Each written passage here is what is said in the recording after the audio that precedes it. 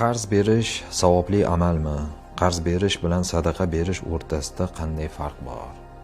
To'g'ri savol. Qarz bilan sadaqa haqida gapirilganda o'zi birinchi inson xayoliga keladigan savol mana shu bo'lib qoldi hozir.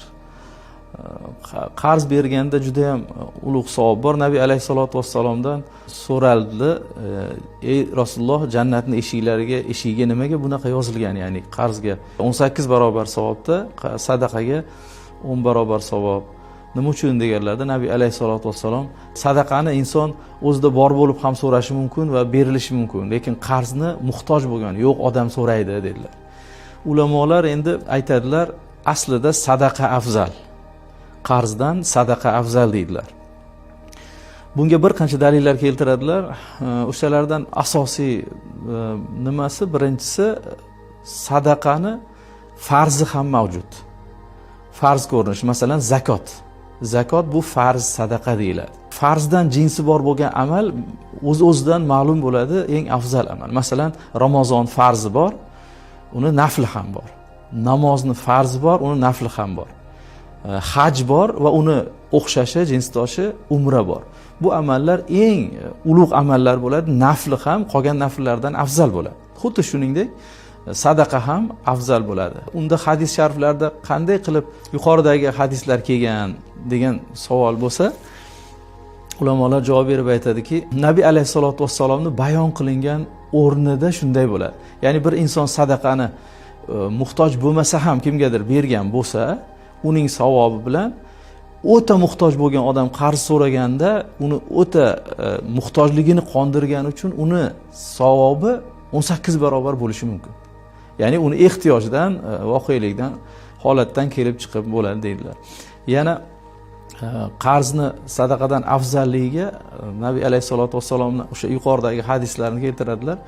Bir inson bir kishiga 2 marta qarz beradigan bo'lsa, o'shancha miqdorni sadaqa qilganni barobarcha bo'ladi degan sahih hadislar keladi.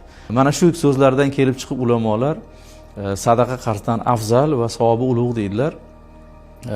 Endi sadaqa so'zini lug'aviy ma'nosidan kelib chiqsak ham, qarz so'zini lug'aviy ma'nosidan kelib chiqsak ham qaysidir ma'noda sadaqani qarzdan afzalligiga dalolat qiladi.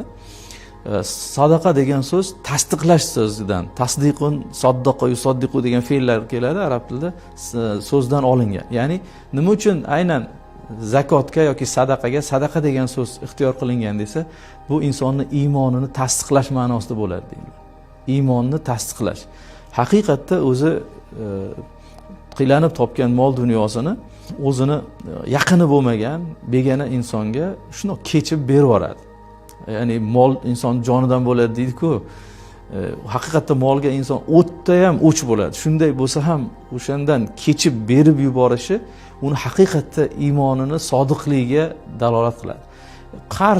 Qarzda ham haqiqiy solih niyat bilan beradigan bo'lsa afzal bo'ladi, savob bo'ladi. Lekin qarzda ko'pincha holatlarda haligi nima deydi, baribir qaytarilishi umid bo'ladi. Keyin qarzni boyga ham bersa bo'ladi. Kambag'alga sadaqa beriladi, undan qaytish umidi umuman bo'lmaydi. Qarzni odatda hayotda qaraydigan bo'lsak, hali boylar, tijoratchi, o'rtoqlar bir-biriga berib turadi. Uni tagida men ham muhtoj bo'lganimda menga ham qarz berib turar degan bir qandaydir umidlar, ilinjlar bo'ladi-da. Shu ma'noda baribir sadaqani afzalligi hayotiy voqelikdan ham kelib chiqadi. Qarzdan afzalligi. Mana shu e'tibordan ulamolar sadaqani qarzdan savobi ulug', afzal deydilar.